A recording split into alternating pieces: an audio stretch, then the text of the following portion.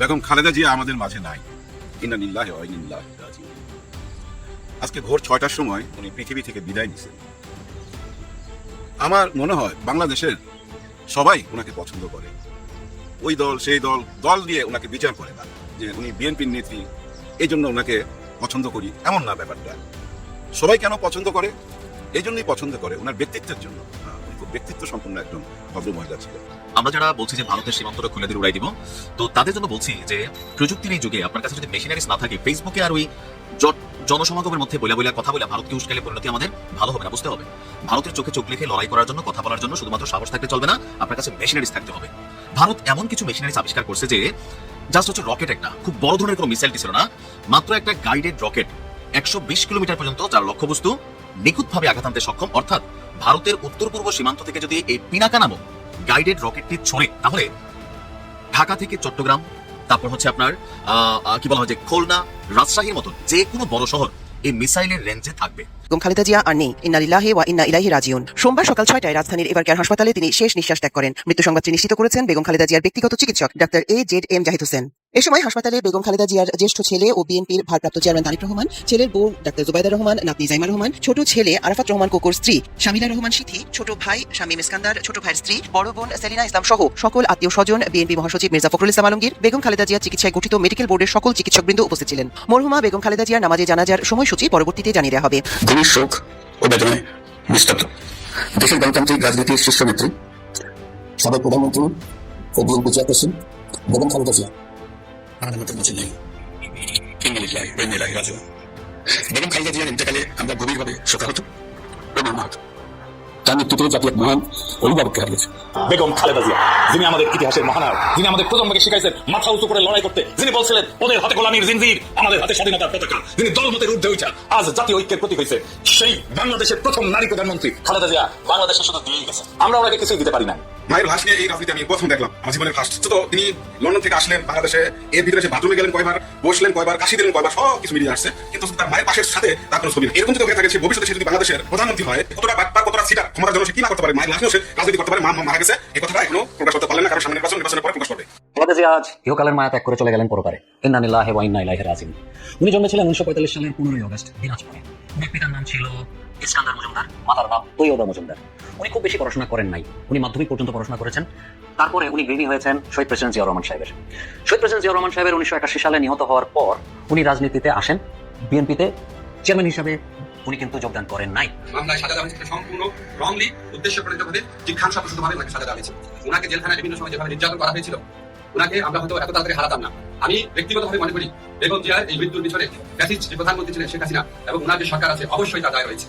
সকল রাজনীতিবিদদেরকে নিয়ে মতানৈক্য থাকলেও আজকে বেগম খালেদা জিয়ার শেষ বিদায় নিয়ে কোনো রাজনৈতিক দল থেকে উচ্চবাক্য নেই। সকলের ভিতরে একটা বেদনা দেখা যাচ্ছে। সকলের হৃদয়কে কাঁদিয়ে বেগম খালেদা জিয়া আমাদেরকে ছেড়ে, পৃথিবীর এই মায়া ছেড়ে চলে গিয়েছেন। আমরা সবাই তার জন্য দোয়া করছি। সবাইকে শোকের সাগরে ফেলে বিএনপি চেয়ারপারসন বেগম খালেদা জিয়া মৃত্যুবরণ করেছেন আজকে ভোরে। সেই খবর তো আমরা সবাই জানি, কিন্তু গতকালকে আগামী নির্বাচন, ত্রয়োদশ জাতীয় সংসদ নির্বাচনের মনোনয়নপত্র জমা দেওয়ার শেষ দিন ছিল। গতকালকেই বেগম খালেদা জিয়ার পক্ষে 3টি আসনে, বগুড়া, দিনাজপুর এবং ফেনী, 3টি আসনে মনোনয়নপত্র জমা দেওয়া হয়েছিল এবং সেই ক্ষেত্রে বেগম খালেদা জিয়ার টিপসই ব্যবহার করা হয়েছিল। যেহেতু তিনি সুস্থ ছিলেন না, জ্ঞানের মধ্যে ছিলেন না, সেই কারণে তার টিপসই ব্যবহার করা হয়েছিল টেকনিক্যালি। এখন প্রশ্ন উঠেছে যে গতকালকে নমিনেশন পেপার জমা দিলেন তার পক্ষে নেতারা এবং তার কয়েক ঘন্টা পরই, নমিনেশন পেপার জমা দেওয়ার লাস্ট ডেট চলে যাওয়ার কয়েক ঘন্টা পরই বেগম খালেদা জিয়া মারা গেলেন। এরকম প্রেক্ষাপটে এই 3 আসনে কি হবে? এই 3 আসনে নির্বাচন কি হবে, নাকি নির্বাচন হবে না, নাকি পুরো তফসিল হবে, আবারও তফসিল পরিবর্তন করে এই 3 আসনের আলাদা তফসিল ঘোষণা করা হবে? সেই প্রশ্নটা সামনে এসেছে এবং সেই প্রসঙ্গে গণমাধ্যম কি বলছে? নির্বাচন কমিশনের ওনাকে খুব কাছে থেকে আমার বউ দেখছে, রোজি দেখছে খুব কাছে থেকে। রোজির কাছে আমি খুব গল্প শুনতাম। রোজির সঙ্গে তার একটুখানি সম্পর্ক ছিল, এই জন্য যে রোজি জিসাসের সভাপতি ছিল বিএনপির। আবার বেগম খালেদা জিয়া শহীদ প্রেসিডেন্ট জিয়াউর রহমানের সাথে বিদেশেও সফর করছে, সিরিয়ায় গেছে, ওয়েস্ট জার্মানি গেছে, সাথে ওই যে ইংরেজিতে খবর পড়তো একজন ভদ্র মহিলা, মুনমুন নাম ছিল, মুনমুন সাথে আরো কিছু ছিল, আমার মনে নাই, সরি। উনি ছিলেন আমাদের যে নায়ক, মেগা স্টার, সুপার স্টার উজ্জ্বল সাহেব, নায়ক উজ্জ্বল সাহেব ছিল ওই টোরে। তো ওইখান থেকে কিছু গল্প শুনছিলাম, ওই গল্পে কিছুটা আপনার সঙ্গে শেয়ার করব। শেয়ার করলে আপনারা বুঝতে পারবেন শহীদ প্রেসিডেন্ট জিয়াউর রহমান কেমন ছিলেন এবং বেগম খালেদা জিয়া মানুষটা কেমন। তার আগে একটু কথা বলতে চাই ফাতেমাকে নিয়ে। আমার যদ্দূর মনে পড়ে ওনার নাম ফাতেমা, যে বেগম খালেদা জিয়ার সঙ্গে সারাক্ষণ ছিল, মানে বেগম খালেদা জিয়ার সঙ্গে একদম প্রথম থেকে এই পর্যন্ত, মানে উনি অসুস্থ হওয়া থেকে নিয়ে এই পর্যন্ত সে কিন্তু পাশে ছিল, বিদেশেও গেছে। এবং আমার মনে হয় পৃথিবীতে প্রথম একজন ভদ্র মহিলা যে স্ব ইচ্ছায় জেলখানায় গেছে, উনি কোনো আসামি ছিল না, কিন্তু স্ব ইচ্ছায় জেলখানায় গেছে বেগম খালেদা জিয়ার সেবা করার জন্য। হ্যাঁ, পৃথিবীতে প্রথম মহিলা, বা পুরুষও আছে কিনা আমি জানি না, যে স্ব ইচ্ছায় জেল খাটছে। যাই হোক, ওই ফাতেমার কথা কেন বলতেছি, আজকে অনেক কাঁদবে জানেন, ওর চেয়ে বেশি কষ্ট আর কেউ পায় নাই। এটা আমি কেন বলতেছি, রোজির মৃত্যুর সময় রোজিকে যে দেখভাল করতো, ওর নাম ছিল রুবি। আহারে, রোজি যেদিন মারা গেল, ওই রুবির কান্না হাসপাতালের মেঝেতে চিৎকার করে, মানে মেঝেতে গড়াগড়ি খাচ্ছিল, সে সইতে পারতেছিল না। একটা টাইমে অজ্ঞান হয়ে যায়, ভাগ্যিস হাসপাতালের ভিতরে সঙ্গে সঙ্গে তার চিকিৎসা করতে হয়। যার জন্য ফাতেমার কথা বললাম, অনেক কষ্ট পাবে, কারণ খুব কাছে থেকে দেখছে তো, এবং নিজের হাতে সেবা করছে। যাই হোক, দেখেন তারেক রহমান সাহেব খুব ভাগ্যবান, হ্যাঁ খুব ভাগ্যবান। অনেক রকম জটিলতার কারণে উনি আসতে পারতেছিল না, কিন্তু উনি একটা টাইমে আসলো। আসার কয়েকটা দিন পরেই ওনার মা বিদায় নিল। আমার তো মনে হয় মা অপেক্ষা করতেছিল ছেলের জন্য। হ্যাঁ ভাই, ছেলের জন্যই অপেক্ষা করতেছিল। আমার জীবনের ঘটনা আপনাদের সঙ্গে এর আগেও শেয়ার করছি, 2 লাইনে এখন বলি। আমি ঢাকা থেকে যখন খবর পাইলাম মা নাই, হ্যাঁ এরকম খবরই পাইলাম আমি। আমার আসতে যতক্ষণ লাগে 4 থেকে 5 ঘন্টা। আমি আয়সা দেখি বাড়ির সবাই কান্নাকাটি করতেছে, আমার ভাগ্নিরা কোরআন শরীফ পড়তেছে, আমার হাত পা কাঁপতেছে। আমি রুমে ঢুকলাম, মার হাতে হাত রাখলাম, চিৎকার করতে লাগলাম। মা নইরা উঠছে, মার চোখ খুলছে। মাকে আমি 1 চামচ পানিও খাওয়াইছি। মা আমার দিকে তাকাইছে, আমার চোখে তাকাইছে, এরপরে না চোখটা বন্ধ করে ফেলছে। জানেন, আমার মনে হইতেছিল মা আমার জন্য অপেক্ষা করতেছিল। ওরা কিন্তু জানে মা নাই, কিন্তু মা ছিল। আমার গলার আওয়াজ শুনছে, আমি চিৎকার করছি, মা চোখ খুলছিল। এই জন্যই বললাম তারেক রহমান সাহেব ভাগ্যবান। হ্যাঁ, উনি আইসা ওনার মাকে পাইছে, মা ছেলে দেখাতে হয়েছে অন্তত, তাই না? যাই হোক, রাষ্ট্রীয়ভাবে অনেক বড় সম্মান দিছে, 3 দিনের জন্য শোক পালন করবে এবং আগামীকাল ছুটি ঘোষণা করছে। ওনার জানাজা হবে, শহীদ প্রেসিডেন্ট জিয়াউর রহমানের পাশেই ওনার কবর হবে। বিদায় নেওয়ার আগে ওই যে বললাম না যে একটুখানি শেয়ার করব, আমার ওয়াইফের কাছ থেকে, রোজির কাছ থেকে আমি যা শুনছি, ওনারা যখন ওয়েস্ট জার্মানে গেছে, একটা বড় হোটেলে উঠছে, তো 2 দিন পর থাকবে, কিন্তু মোট 3 দিন কি 4 দিন। তো 2 দিন পর বেগম খালেদা জিয়া মুনমুনকে আর রোজিকে বলতেছে, এই চলো যাই, আমরা কিছু মার্কেটিং করি, তো চলো যাই। না, তোমরা তোমাদের স্যারকে বলো, হ্যাঁ তোমাদের স্যারকে রাজি করাও। তো কেন আমাকে না করছে, না বাইরে যাওয়া যাবে না, তোমরা বলো। তারপরে 3 জনে মিলে না প্রেসিডেন্টের রুমে গেছে, যাইয়া বলছে যে আমরা ম্যাডামকে নিয়ে একটু কেনাকাটা করতে চাই। কিছুক্ষণ জানি কি চিন্তা করে নাকি তারপরে অনুমতি দিছে, কিন্তু এভাবে যাইতে পারে না, যেহেতু রাষ্ট্রীয় গেস্ট, ওইভাবে যাইতে হয় তাদেরকে নিয়ম কানুনের মধ্যে। সাথে 2 জন সিকিউরিটি দেওয়া হয়েছে, ওনারা গেছে, কেনাকাটা করছে। মেয়েরা যেরকম কেনাকাটা করে, চুরি গয়নাগাটি টুকটাক ইমিটেশনের জিনিসপত্র, গয়নাগাটি, সোনা দানা না, কিন্তু সোনা দানা না, কিন্তু মার্কেট একটা বড় পুতুল দেখছে, ইয়া বড় একটা পিঙ্ক কালারের পুতুল। এটা ম্যাডামের খুব পছন্দ হয়েছে, ম্যাডাম এটা কিনা ফেলছে। মার্কেটিং এর শেষে 3 জনে যখন হোটেলে ফিরছে, তখন জিয়াউর রহমান সাহেব খুব মাইন্ড করছে। কি ব্যাপারে মাইন্ড করছে জানেন? ওই পুতুলটা দেখা, ওদের হাতে ওই পুতুলটা দেখে, ইয়া বড় পুতুল, পুতুলটা ছিল আবার রোজির হাতে। প্রথম জিজ্ঞাসা করছে, কি রোজি তুমি এটা কিনছো নাকি? যে না না, এটা ম্যাডামের। তখন তাকায় বলতেছে, তুমি এই পুতুল কিনছো? হ্যাঁ, ভালো লাগছে। না না, এটা তো আমি আমার সাথে করে আমি নিয়ে যেতে পারবো না। আমার দেশের মানুষ 2 বেলা ঠিক মতো খাইতে পারে না, আর আমি এয়ারপোর্ট দিয়ে যাব তোমাকে নিয়ে, এই পুতুলটা হাতে নিয়ে যাবা তুমি আমার সঙ্গে? তোরা পুতুলটা তো অন্যদের হাতে দিয়ে দেবো। তাও না, এটা নিতে পারবা না, এই পুতুল এখানে রাইখা যাইতে হবে।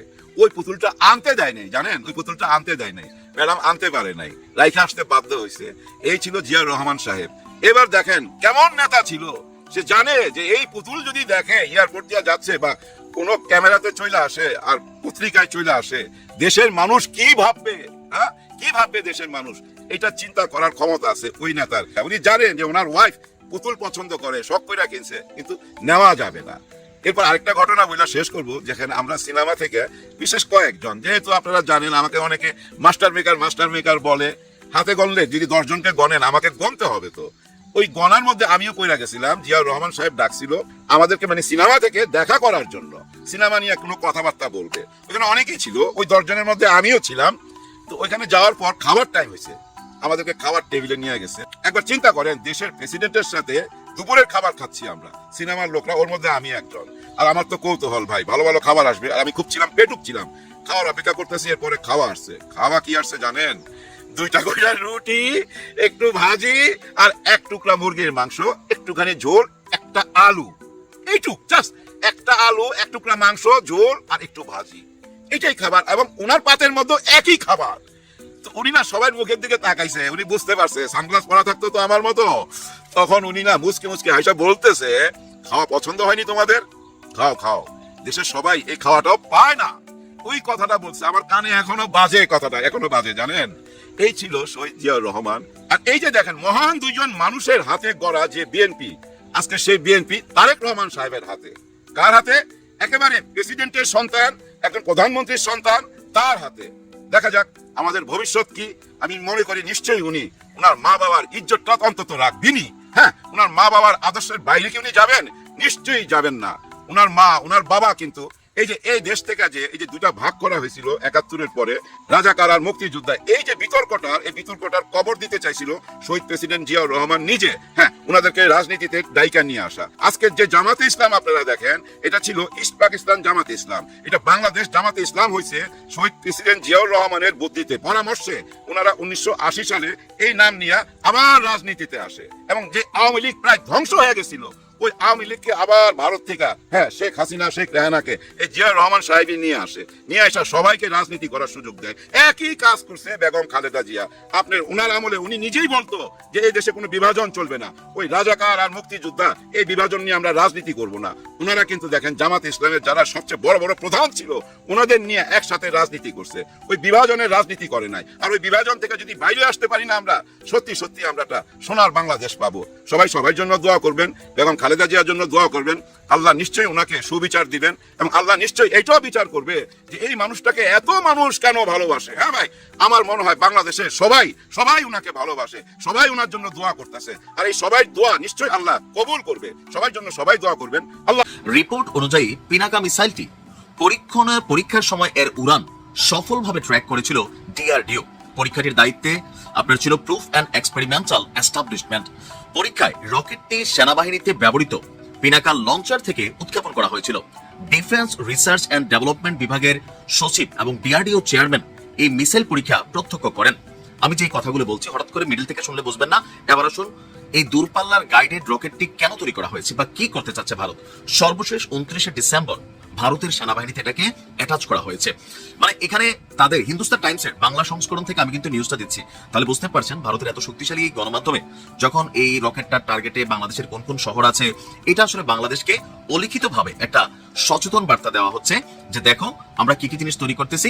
ছোট্ট একটা মেশিন দিয়েই বাংলাদেশের রাজধানী বা চট্টগ্রাম নিয়ে এই যে বিভিন্ন সময় ভারত চট্টগ্রাম দখল করবে অথবা চট্টগ্রাম তারা যাচ্ছে, মানে এগুলোর একটা আলামত, ইশারা, ইঙ্গিত হয়তোবা বোঝানোর চেষ্টা করছে। কিন্তু সরকারিভাবে ডক্টর ইউনূস সরকার বলেন, সর্বশেষ আওয়ামী লীগ সরকার বলেন, ভবিষ্যতে বিএনপি সরকার বলেন অথবা জামাত সরকার বলেন, তারা কিন্তু ভারতের সাথে বন্ধুত্বপূর্ণ সম্পর্ক রেখেই চলবে। কেননা অলরেডি 50,000 টন চাল কিন্তু ডক্টর ইউনূস সরকার আবার কিনতেছে ভারত থেকে। তো খাবে কারা? আমরাই খাবো, এটাই বাস্তবতা। ভারত থেকে বিদ্যুৎ আসতেছে। ভারতের সাথে শেখ হাসিনার আমলের যে বড় বড় চুক্তিগুলা, হাতে গোনা 10টা চুক্তিও কিন্তু বাতিল হয় না, বরঞ্চ নতুন অনেক চুক্তি হয়েছে আমাদের সরকারের পক্ষ থেকে ভারতের সাথে। আবার ভারত সরকারের পক্ষ থেকেও ওই যে আলাদা শুভেন্দু মজুমদার, এগুলো রাজনীতির মাঠে গিয়া কলকাতা 2-4-500 বাঙালি পাইলে বক্তব্য দেওয়া যায়। বাংলাদেশেও যেমন আমাদের হাসান আব্দুল্লাহ থেকে শুরু করে অনেকে এই সকল বক্তব্য দিচ্ছেন, জোশের চোটে শুনতে ভালো লাগে, কিন্তু কাজের বেলায় কি হবে? শুধু মাইর খাবো কিন্তু আওয়াজ হবে না। আমি বরাবরই যখন কথা বলি তথ্যভিত্তিক কথা বলি। ভারতের সাথে বাংলাদেশের লড়াই যেটা চলছে সেটা হচ্ছে এক ধরনের কথার লড়াই, কিন্তু মেশিনারিজের লড়াই যদি শুরু হয়, এই লড়াইয়ে বাংলাদেশ এককভাবে ভারতের সাথে বেশিক্ষণ টিকবে না। আপনি জিহাদ করবেন, লড়াই করবেন, সামনেই তো যাইতে পারবেন না। এই যে পিনাকা গাইডেড মিসাইলটার কথা বললাম, তো এরকম তো মাত্র এটা ছোট একটা তাদের আবিষ্কার, আমরা কয়টা আবিষ্কার করছি। সেজন্য আমি বরাবরই বলি ভারতের সাথে লড়াই করতে হলে ভবিষ্যতে যার সাথেই হোক আমার মেশিনারিজ থাকতে হবে। সামরিক শক্তি শত্রুর যদি 100 থাকে আমার 50 হলে থাকতে হবে। কেন? শত্রুর মাথায় এটা থাকতে হবে আমি যদি 10টা দিই আমি 2টা খাইতে পারি। আর আমি খালি দেবো, গাইল লাইবো, ফেসবুকে জিহাদ করবো আর দেশে বসে বসে গালাগালি করবে, আসলে কোনো কাজ হবে না। এখন আমরা যতটুকু দেখছি যে এই মুহূর্তে আপনার ভারত বাংলাদেশের এই যে একটা উত্তেজনাপূর্ণ সম্পর্ক, এই সম্পর্কের মধ্যে ভারত বিভিন্ন ধরনের ক্ষেপণাস্ত্র পরীক্ষা করছে। তো এই পরীক্ষাটা কোথায় করছে? কক্সবাজার এবং হাতিয়ার মধ্যে ক্ষেপণাস্ত্র ছোড়ার জন্য 2 দিনের সতর্কতা জারি করেছিল বাংলাদেশ। সেই সময়কালের মধ্যেই ভারতের প্রতিরক্ষা গবেষণা এবং উন্নয়ন সংস্থা ডিআরডিও ইন্টিগ্রেটেড টেস্ট রেঞ্জ থেকে পিনাকা লং রেঞ্জ গাইডেড রকেটের সফল লঞ্চ করে। দুই দেশের সাথে যোগাযোগ করে, কারণ যখন সাগরে এগুলো করা হয় তখন সেখানে কিছু বিশেষ নির্দেশনা থাকে। উত্তেজনায় হোশ হারালে চলবে না, জোশে আইসা আগে মেশিনারি শক্ত করি, তারপরে লড়াই হবে ইনশাল্লাহ। ভালো থাকুন। তবে ভারত ভয় দেখানোর চেষ্টা করছে তাদের নিউজগুলোর মাধ্যমে। ভালো থাকুন। স্ক্রল করি, প্রথম স্ক্রলেই ধরা পড়লো আমার হাতে যে আজকে সকাল 6টায়, বাংলাদেশের সময় সকাল 6টায় খালেদা ম্যাডাম আমাদের ছেড়ে চলে গেছেন। তারপর থেকে আর ঘুম নেই এই জন্য যে এত বড় একটা ঘটনা ঘটে গেল আমি জানতে পারলাম না, বা এতক্ষণে জানলাম কি করব। এর মধ্যে কিন্তু আমি গতকালকে টাইমিং দিয়ে 2টো ভিডিও ছেড়ে ঘুমিয়ে পড়েছিলাম। এখন খালেদা ম্যাডাম বাংলাদেশের সবচেয়ে আলোচিত, সবচেয়ে সমাদৃত এবং যতগুলো প্রধানমন্ত্রী প্রেসিডেন্ট বাংলাদেশে এসছে, আমার মনে হয় তাদের মধ্যে সবচাইতে বেশি পূজনীয় ছিল মানুষের কাছে, সবচেয়ে বেশি গ্রহণযোগ্যতা ছিল মানুষের কাছে। টুকটাক ছোটখাটো ভুলভ্রান্তি বাদ দিলে খালেদা ম্যাডামের মতো জনপ্রিয় নেত্রী বাংলাদেশে এর আগে এসছে কিনা হিসাব করতে হবে। একটা কথা আছে না, যার শেষ ভালো তার সব ভালো। খালেদা ম্যাডামের শেষটা খুব ভালো গেল। শেষটা বলতে একদম শেষটা, ওনার মৃত্যুর শেষ মুহূর্ত হলো। দেখুন, বাংলাদেশে একজন প্রাক্তন প্রধানমন্ত্রীর অন্তর্ধান হয়েছে, সেই জন্য বাংলাদেশের 3 দিন রাষ্ট্রীয় শোক পালন করা হবে। এই ধরনের বিরল সম্মান এর আগে কোন প্রধানমন্ত্রী বা কোন প্রেসিডেন্ট বা কোন রাষ্ট্রপ্রধান পেয়েছেন কিনা আমার জানা নেই। যদি আপনারা কেউ জেনে থাকেন তাহলে একটু দয়া করে জানাবেন। এবং অতি অল্প সময়ের নোটিসে বাংলাদেশের এই প্রাক্তন প্রধানমন্ত্রীকে তার জানাজায় অংশগ্রহণ করতে আমাদের পার্শ্ববর্তী রাষ্ট্র যতগুলো আছে আমাদের আশেপাশে, ভারত, পাকিস্তান, শ্রীলঙ্কা, ভুটান, নেপাল, মালদ্বীপ, সব দেশের প্রতিনিধি আসছেন বাংলাদেশে। এটা একটা বিরল ঘটনা। এত বড় সম্মান আমার মনে হয় বাংলাদেশে কোনো সরকার প্রধান তার মৃত্যুর পর পেয়েছে আমার জানা নেই। আমার কথা একটু অসংলগ্ন মনে হতে পারে, কারণ আমি বেসিক্যালি একটু শখ। আমি পার্সোনালি খালেদা ম্যাডামকে খুব পছন্দ করতাম। তাকে একবার দেখার সৌভাগ্য হয়েছিল, আমাদের এফডিসিতে উনি এসেছিলেন, এফডিসির গেইটে। সেটা বোধ হয় আওয়ামী লীগের সময়ই। হ্যাঁ, খালেদা জিয়াউর রহমান সাহেবের যখন মৃত্যু দিবস ছিল তখন জানুয়ারি মাসে আমার মনে আছে, আমরা এফডিসিতে বিএনপি সমর্থিত যারা আছেন তারা এফডিসির গেইটে কাঙ্গাল ভোজ দিত, মানে খাবার টাবার দিত। সেখানে খালেদা ম্যাডাম এসেছিল, আমি একদম কাছ থেকে দেখেছি। চেহারা দেখবে একটা শ্রদ্ধা আসে ভাই, যে যাই বলেন। এনিওয়ে, আমাদের যে বর্তমান সরকার আছেন প্রফেসর ডক্টর মোহাম্মদ ইউনূস স্যারকে একটু ধন্যবাদ জানাবো এই জন্য যে উনি বর্তমান সরকার প্রধান, উনি সব ডিসিশন নেবেন। উনি খালেদা ম্যাডামের প্রতি যে সম্মান প্রদর্শন করলেন, এর জন্য বিএনপি না, শুধু বাংলাদেশের যে সমস্ত মানুষ খালেদা ম্যাডামকে পছন্দ করেন তারা সবাই তার কাছে কৃতজ্ঞ থাকবে আমি আশা করি। কারণ উনি 3 দিন রাষ্ট্রীয় শোক ঘোষণা করেছেন এবং আমাদের বিভিন্ন সরকারি বেসরকারি প্রতিষ্ঠানে পতাকা অর্ধনিম্ন রাখতে বলেছেন। এটা একটা বিরাট সম্মান। আগামীকাল বুধবার দুপুর 2টায় সংসদ ভবনের দক্ষিণ প্লাজায় তার জানাজা অনুষ্ঠিত হবে। আমি আশা করব, বা আমরা সবাই আশা করব, বাংলাদেশের আপামর জনগণ, জাত, গোষ্ঠী, ধর্ম, বর্ণ, দল, মত নির্বিশেষে সবাই আসবে, এসে খালেদা ম্যাডামের প্রতি শেষ শ্রদ্ধা জ্ঞাপন করবে। এটা একটা মুসলমানের নৈতিক দায়িত্ব আমি মনে করি। অনেকেই বলছেন, বিভিন্ন কন্টেন্ট গিয়ে দেখলাম এই কন্টেন্টটা বানাবার আগে, যে হাসিনাও দেখি খালেদার মৃত্যুর ব্যাপারে শোক প্রকাশ করছে, জয় শোক প্রকাশ করছে। এখানে বলে রাখা ভালো, প্রত্যেকটা মুসলমানের, সে যেমনই হোক, যত খারাপই হোক, আরেকজনের মৃত্যুতে শোক প্রকাশ করা উচিত। এখানে কোনো সমালোচনার প্রয়োজন নেই।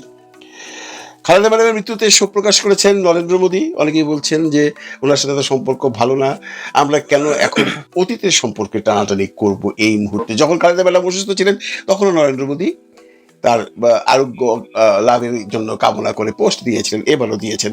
এটাই স্বাভাবিক। আমরা একটা জায়গায় সবাই আসতে পারি যে যখন যার মৃত্যু হয়ে যায়, যিনি আমাদের ছেড়ে চলে যান, তার সম্পর্কে কোনো ধরনের নেগেটিভ, কোনো ধরনের মানে অতীতের কোনো ঘটনা টেনে এনে তাকে ছোট করা কোনো প্রয়োজন নেই। আমরা অনেকেই এগুলো করছি। এগুলো করে তো আপনি আল্লাহ তাআলার দৃষ্টিতেও গুনাহ করছেন। কারণ যিনি চলে গেছেন তিনি শ্রেষ্ঠ ছিলেন। আমাদের এইভাবেই ভাবতে হবে। এছাড়া খালেদা ম্যাডাম, কারণ খালেদা জিয়ার সম্পর্কে আপনি কতটুকু কটূক্তি করতেই বা পারবেন? সেই সুযোগ আপনাকে বা আমাদেরকে উনি দিয়ে যাননি। ওনার মৃত্যু নিয়ে অনেকে আবার দেখলাম ফেসবুকে স্ট্যাটাস দিচ্ছে বা কমেন্টস করছে যে উনি কবে চলে গেছেন, উনি কেন এতদিনে বলা হলো। ভাই, দয়া করে এই সমস্ত কথা বন্ধ করুন আজকের এই দিনে অন্তত। কারণ উনি তো চলে গেছেন, উনি সেদিন চলে যাক, আজকে চলে যাক, 3 দিন আগে চলে যাক, উনি আল্লাহর পিয়ারা হয়ে গেছেন। এটা নিয়ে সমালোচনা করে আপনারা অযথা খোলা পানিতে মাছ শিকার করতে যাচ্ছেন। খালেদা জিয়ার মৃত্যুর সাথে কোনো রাজনৈতিক সম্পর্ক কারোর নেই, না আওয়ামী লীগের, না জাতীয় পার্টির, না বিএনপির, না জামাতের, না এনসিপির। খালেদা ম্যাডাম সবার ঊর্ধ্বের একজন মানুষ এবং উনি সবার ঊর্ধ্বে থেকেই আমাদের ছেড়ে চলে গেছেন এবং উনি আজীবন বাংলাদেশের যত আপামর জনগণ আছেন সবার মাথার মণি হয়েই থাকবেন। খালেদা জিয়া আজ ইহকালের মায়া ত্যাগ করে চলে গেলেন পরপারে। ইন্না লিল্লাহি ওয়া ইন্না ইলাইহি রাজিউন। উনি জন্মেছিলেন 1945 সালের 15ই অগস্ট দিনাজপুরে। ওনার পিতার নাম ছিল ইস্কান্দার মজুমদার, মাতার নাম তৈয়বা মজুমদার। উনি খুব বেশি পড়াশোনা করেন নাই, উনি মাধ্যমিক পর্যন্ত পড়াশোনা করেছেন। তারপরে উনি গৃহিণী হয়েছেন শহীদ প্রেসিডেন্ট জিয়াউর রহমান সাহেবের। শহীদ প্রেসিডেন্ট জিয়াউর রহমান সাহেবের 1981 সালে নিহত হওয়ার পর উনি রাজনীতিতে আসেন।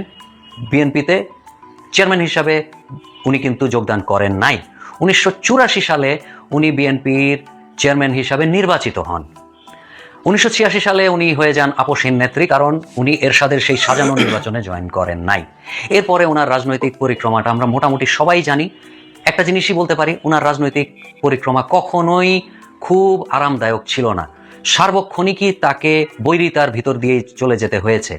2011-তে তার 2 সন্তানকেই তার দেশের বাইরে পাঠাই দিতে হয়েছে এবং 1 সন্তান মারাও গেছে এর মধ্যে। তিনি যখন জেলে ছিলেন তখন তার মা মারা যায়। তো তাকে সারা জীবনই বিয়োগের ভিতরেই যেতে হয়েছে। তার প্রিয়তমা স্বামী মারা যায় 1981 সালে, নিহত হন। তার ছেলে মারা যায়, তার মা মারা যায়, তার আরেক সন্তান তার সাথে 15-16 বছর দেখা হয় নাই। তার মৃত্যুর কিছুদিন আগে উনি লন্ডনে গিয়ে তার সাথে দেখা করেছে, কত বছর পরে। কারণ উনি দেশের জনগণকে ছেড়ে কোথাও যাইতে চান নাই, আপোষ তিনি কোনোদিনই করেন নাই। যাই হোক, এগুলো আমরা সবাই জানি। কিন্তু আজকে ওনার মৃত্যু পরবর্তী আমরা এগুলো কি দেখছি? তার মৃত্যুটাকে নিয়েও রাজনীতি করা হচ্ছে, বলা হচ্ছে সে কবে মারা গিয়েছে আর কবে দেখানো হচ্ছে। আওয়ামী লীগপন্থী লোকজনের একটু কি খারাপও লাগে না এই ধরনের কথা বলতে? আচ্ছা, ধরে নেই উনি আরো কিছুদিন আগে মারা গেছেন, তাকে লাইফ সাপোর্টে রাখা হয়েছে, ভেন্টিলেশনে রাখা হয়েছিল। এটাতে দোষের কি আছে? মানে এটাতে প্রবলেমটা কোথায়? তার সন্তান কি তার জীবিত অবস্থায়, ধরে নেই কথার কথা তারেক রহমান সাহেব আসার আগেই উনি ক্লিনিক্যালি ডেড হয়ে গিয়েছিল, ধরে নেই, তো উনি ওনার সন্তান কি চাইতে পারে না যে সে ক্লিনিক্যালি ডেড অবস্থায় থাকুক, আমি দেশে যাওয়ার পরেই তার যন্ত্রাংশ খুলে নেওয়া হোক? তর্কের খাতিরে বলছি, আমি কিন্তু এখনো বিশ্বাস করি না যে 2 দিন আগ পর্যন্ত উনি হয়তো বা ওনার বডির সবকিছুই রেসপন্স করছিল। আমি ডাক্তারদের কথাই বিশ্বাস করতে চাই। তারপরও তর্কের খাতিরে ধরলাম যে উনি ক্লিনিক্যালি ডেড অনেক আগে। এই প্রবলেমটা কোথায়? এটাতে রাজনীতি আসবে কেন? কত হীন হতে পারে এরা? দ্বিতীয় আরেকটা চাওর হচ্ছে ইন্টারনেটে, খালেদা জিয়া নাই তো বিএনপি নাই। খালেদা জিয়ার মৃত্যুতে খালেদা জিয়া অমর হয়েছেন এবং আপনারা নিশ্চিত থাকতে পারেন এইবারের ইলেকশনে বিএনপি মানে ভূমিধস বিজয় পাবে, এটাতে কোনো সন্দেহ আমার নাই। অ্যাটলিস্ট খালেদা জিয়ার কারণে হলেও এইবার সবাই পুরাপুরি বিএনপির মুখী হবে। ওনার মৃত্যুটা বিএনপিকেও একটা বড় মাইলেজ দিবে। শুনতে খারাপ লাগলেও এটা বাস্তবতা। বাংলাদেশি মানুষ অত্যন্ত ইমোশনাল এবং এই খালেদা জিয়ার বিয়োগ বিএনপিকে একটা মাইলেজ দিবে, এতে কোনো সন্দেহ নাই। যারা সন্দেহ রাখছেন তারা হয় রাজনীতি বোঝেন না অথবা তাদের ব্রেন ঠিক মতন কাজ করে না। যাই হোক, এটাও তাদের ভুল ধারণা, ভেঙে যাক। আশা করি এরা মানুষ হোক। আর আমি মনে করি, আবারও বলবো, আওয়ামী লীগাররা যারা আছেন ভাই, মানুষ হন। আওয়ামী লীগে মানুষ থাকতে পারে না, এরা মানুষও না। যাই হোক, খালেদা জিয়া ওপারে ভালো থাকুক। আল্লাহ তাকে বেহেশত নসিব করুক। বেগম খালেদা জিয়ার মৃত্যুর ফলে তার 3 আসনে যে নির্বাচনের কথা ছিল সেই 3 আসনে কি হবে, নিয়ম কি বলছে। প্রথম আলো এই ব্যাপারে একটা প্রতিবেদন তৈরি করেছে, তাদের প্রতিবেদনের শিরোনামটা দেখে নিতে পারেন। সেখানে বলা হচ্ছে নির্বাচনের আগে খালেদা জিয়ার মৃত্যুতে তার 3 আসনে কি হবে। বিস্তারিত প্রতিবেদনে বলা হচ্ছে ত্রয়োদশ সংসদ নির্বাচনে বিএনপির চেয়ারপারসন খালেদা জিয়া 3টি সংসদীয় আসনে মনোনয়নপত্র দাখিল করেছিলেন। তার মৃত্যুতে 3টি আসনে নতুন করে তফসিল ঘোষণা করতে হবে কিনা সেই প্রশ্ন সামনে এসেছে। গতকাল সোমবার ত্রয়োদশ জাতীয় সংসদ নির্বাচনের মনোনয়নপত্র জমা দেওয়ার শেষ দিন ছিল। নির্বাচনী নিয়ম অনুযায়ী একজন প্রার্থী সর্বোচ্চ 3টি আসনে নির্বাচন করতে পারবেন। বিএনপি চেয়ারপারসন বগুড়া 7, দিনাজপুর 3 এবং ফেনী 1 আসনে মনোনয়নপত্র জমা দেওয়া হয়েছিল তার পক্ষে। এই 3 আসনে বিএনপির একজন করে বিকল্প প্রার্থীও মনোনয়নপত্র জমা দিয়েছেন। এরই মাঝে আজ মঙ্গলবার সকাল 6টায় রাজধানীর এভারকেয়ারে খালেদা জিয়ার মৃত্যু হয়। জাতীয় নির্বাচন সংক্রান্ত আইন গণপ্রতিনিধিত্ব আদেশে বলা আছে, প্রার্থিতা প্রত্যাহার করেননি এমন কোনো বৈধভাবে মনোনীত প্রার্থীর মৃত্যু হলে ওই আসনে নতুন করে নির্বাচনের তফসিল ঘোষণা করতে হবে। অর্থাৎ প্রার্থিতা প্রত্যাহারের যেহেতু সময়ই আসেনি, তিনি প্রার্থিতার জন্য আবেদন করেছিলেন, সেই প্রার্থিতা প্রত্যাহার না করা অবস্থায় যদি কেউ মারা যান তাহলে সেখানে পুনর্তফসিল হবে। তার মানে খালেদা জিয়ার এই 3টি আসনে পুনরায় তফসিল ঘোষণা করা হতে চলেছে। নির্বাচন কমিশনের সংশ্লিষ্ট ব্যক্তিরা বলেছেন 3টি আসনে খালেদা জিয়ার মনোনয়নপত্র জমা হলেও তিনি বা তার কেউই এখনও বৈধ প্রার্থী হননি। কারো মনোনয়নপত্র বাছাইয়ে টিকে যাওয়ার পর তিনি বৈধ প্রার্থী বিবেচিত হন। খালেদা জিয়া মারা যাওয়ায় তার মনোনয়ন স্থগিত থাকবে বলা হয়েছে। নির্বাচন কমিশনার আব্দুর রহমান মাসুদ প্রথম আলোকে বলেছেন বৈধভাবে মনোনীত ঘোষণার পর কোনো প্রার্থীর মৃত্যু হলে সেখানে আবার তফসিল ঘোষণা করতে হয়, এক্ষেত্রে সেটা হবে না। এছাড়া গণমাধ্যম খবরে আব্দুর রহমানুল মাসুদ দেখেছেন 3টি আসনে বিএনপির বিকল্প প্রার্থী মনোনয়নপত্র জমা দিয়েছেন। আইনের কথা উল্লেখ করে তিনি বলেন, কোনো আসনে কোনো দল একাধিক প্রার্থীর মনোনয়ন দিতে পারে, তবে একাধিক প্রার্থী থাকলে শেষ পর্যন্ত প্রতীক বরাদ্দের আগে যার নামে দল থেকে প্রতীক বরাদ্দের চিঠি দেওয়া হয় তিনি দলীয় প্রার্থী হন। সব মিলিয়ে এই 3 আসনে নতুন করে তফসিল ঘোষণা করার প্রয়োজন হবে না বলে এই নির্বাচন কমিশনার মনে করছেন। তিনি বলেন, সাবেক প্রধানমন্ত্রী ও বিএনপি চেয়ারপারসন খালেদা জিয়ার মৃত্যুর পরিপ্রেক্ষিতে নির্বাচনের তফসিলে পরিবর্তন আনার কোনো সুযোগ বা প্রয়োজন নেই। অর্থাৎ তিনি স্পষ্ট করেছেন পুনঃতফসিল হচ্ছে না। পুনঃতফসিল কখন হয় তিনি বলছেন যে কোনো প্রার্থী বৈধ ঘোষণা হওয়ার পরে, অর্থাৎ মনোনয়নপত্র বাছাইয়ের পরে তিনি বৈধ ঘোষিত হওয়ার পরে যদি তার মৃত্যু হয় তাহলে পুনঃতফসিল হবে। যেহেতু মনোনয়নপত্র জমা দিয়েছেন, এখনও মনোনয়নপত্র বাছাই হয়নি, সেহেতু তিনি মারা যাওয়ার এই প্রেক্ষাপটে তার মনোনয়নপত্র স্থগিত ঘোষণা করা হবে। তার মনোনয়নপত্র আর কার্যকর হবে না, সেটা বাছাইয়ের জন্য বিবেচিতও হবে না। কিন্তু মজার ব্যাপার সেটা হচ্ছে যে বিএনপি আগে থেকেই এই মেন্টাল প্রিপারেশনটা রেখেছিল, যেটা নির্বাচন কমিশনারও বলছেন যে 3টি আসনেই বিকল্প প্রার্থী তারা রেখেছিল। 3টি আসনেই যেহেতু বিকল্প প্রার্থী তারা রেখেছে, সেহেতু এখন বিএনপি তাদের নামেই নির্বাচন কমিশনে চিঠি দেবে এবং তাদেরকেই ধানের শীষ প্রতীক বরাদ্দ করা হবে। তার মানে খালেদা জিয়ার মৃত্যুর ফলেও নির্বাচনের তফসিল পুনরায় ঘোষিত হচ্ছে না, পূর্বের তফসিলেই নির্বাচন হবে। যদি না এই নির্বাচনের যে মনোনয়নপত্র বাছাই বৈধতা হওয়ার পরে আবার যদি কোনো আসনে কোনো প্রার্থীর মৃত্যু না হয় তাহলে সেই আসনে কিংবা কোনো আসনেই একাধিক আসনেই পুনর্তফসিলের প্রয়োজন হবে না। এই হচ্ছে সর্বশেষ খবর, যেটা নির্বাচন কমিশন থেকে জানানো হচ্ছে এবং প্রথম আলো নিশ্চিত করছে। দর্শক, আপনার এই ব্যাপারে মন্তব্য জানা থাকলে